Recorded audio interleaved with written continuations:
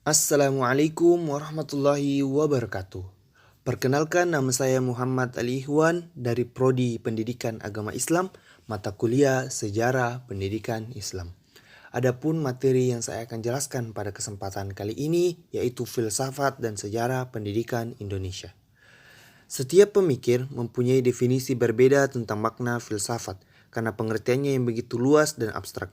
Tetapi secara sederhana, filsafat dapat dimaknai bersama sebagai suatu sistem nilai-nilai atau system of values yang luhur yang dapat menjadi pegangan atau anutan setiap individu atau keluarga atau kelompok komunitas dan atau masyarakat tertentu atau pada gilirannya bangsa dan negara tertentu. Pendidikan sebagai upaya terorganisasi, terencana, sistematis untuk mentransmisikan kebudayaan dalam arti luas, yaitu ilmu pengetahuan, sikap, moral, dan nilai-nilai hidup dan kehidupan, keterampilan, dan lain-lain, dari satu generasi ke generasi yang lain. Adapun visi dan misi dan tujuannya yang ingin dicapai semuanya berlandaskan suatu filsafat tertentu.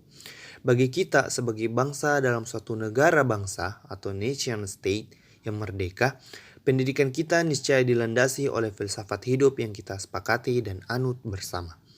Dalam sejarah panjang kita, sejak membentukan kita sebagai bangsa atau nation formation, sebagai kepada terbentuknya negara bangsa atau state formation dan nation state yang merdeka, pada setiap kurun zaman, pendidikan tidak dapat dilepaskan dari filsafat yang menjadi fondasi utama dari setiap pembentukan pendidikan karena menyangkut sistem nilai-nilai atau system of values yang memberi warna dan menjadi semangat zaman atau zeitgeist yang dianut oleh setiap individu, keluarga, anggota-anggota komunitas atau masyarakat tertentu atau pada gilirannya bangsa dan negara nasional. Landasan filsafat ini hanya dirunut melalui kajian sejarah, khususnya sejarah pendidikan Indonesia.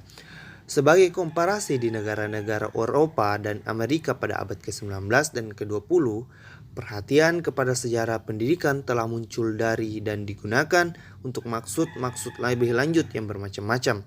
Untuk membangkitkan kesadaran bangsa, kesadaran akan kesatuan kebudayaan, pengembangan profesional guru-guru, atau untuk kebanggaan terhadap lembaga-lembaga dan tipe-tipe penduduk tertentu. Substansi dan tekanan dalam sejarah pendidikan itu bermacam-macam, tergantung kepada maksud dari kajian itu, mulai dari tradisi pemikiran dan para pemikir besar dalam pendidikan, tradisi nasional, sistem pendidikan, beserta komponen-komponennya, sampai kepada pendidikan dalam hubungannya dengan jumlah elemen problematis dalam perubahan sosial atau kestabilan termasuk keagamaan, ilmu pengetahuan atau sains, ekonomi, dan gerakan-gerakan sosial.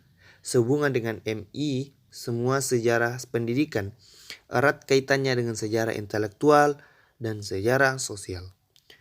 Esensi dari pendidikan itu sendiri sebenarnya ialah pengalihan atau transmisi kebudayaan atau ilmu pengetahuan, teknologi, ide-ide, dan nilai spiritual serta estetika dari generasi yang lebih tua kepada generasi yang lebih muda dalam setiap masyarakat atau bangsa. Oleh sebab itu, sejarah dari pendidikan mempunyai sejarah yang sama tuanya kepada dengan masyarakat pelakunya sendiri. Sejak dari pendidikan informal dalam keluarga bati sampai kepada pendidikan formal dan non-formal dalam masyarakat agraris maupun industri. Selama ini, sejarah pendidikan masih menggunakan pendekatan lama atau tradisional yang umumnya diakronis yang kajiannya berpusat pada sejarah dari ide-ide dan pemikir-pemikir besar dalam pendidikan, atau sejarah dalam sistem pendidikan dan lembaga-lembaga, atau sejarah perundang-undangan dan kebijakan umum dalam pendidikan.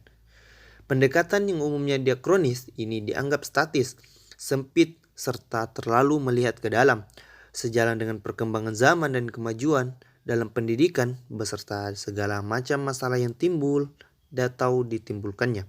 Penanganan serta pendekatan baru dalam sejarah pendidikan dirasakan sebagai kebutuhan yang mendesak oleh para sejarawan pendidikan. Kemudian, para sejarawan, khususnya sejarawan pendidikan, melihat hubungan timbal balik antara pendidikan dan masyarakat, antara penyelenggara pendidikan dengan pemerintah sebagai representasi bangsa dan negara yang merumuskan kebijakan atau polisi umum bagi pendidikan nasional.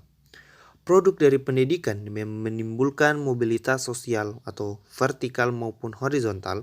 Masalah-masalah yang timbul dalam pendidikan yang dampaknya positif ataupun negatif dirasakan terutama oleh masyarakat pemakai. Misalnya, timbulnya golongan menengah yang menganggur karena jenis pendidikan tidak sesuai dengan pasar kerja, atau kesenjangan dalam pemerataan dan mutu pendidikan. Pendidikan lanjutan yang hanya dapat dinikmati oleh anak-anak orang kaya dengan pendidikan terminal dari anak-anak yang orang tuanya tidak mampu. Komersialisasi pendidikan dalam bentuk yayasan-yayasan dan sebagainya. Semuanya menuntut peningkatan metodologis, penelitian, dan penulisan sejarah yang lebih baik daripada sebelumnya untuk menangani semua masalah kependidikan ini. Sehubungan dengan di atas pendekatan sejarah pendidikan baru tidak cukup dengan cara-cara diakronis saja. Perlu ada pendekatan metodologis yang baru, yaitu interdisiplin.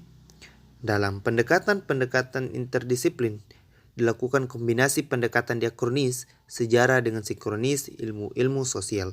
Sekarang ini, ilmu-ilmu sosial tertentu seperti antropologi, sosiologi, dan peletak telah memasuki perbatasan atau sejarah pendidikan dengan ilmu-ilmu terapan yang disebut antropologi.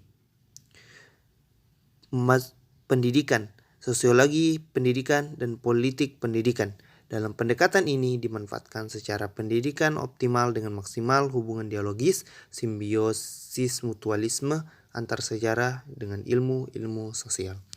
Demikianlah yang dapat saya sampaikan, lebih dan kurangnya mohon dimaafkan. Manusia tanpa bahasa bagaikan kalajengking yang tak berbisa. Wassalamualaikum warahmatullahi wabarakatuh.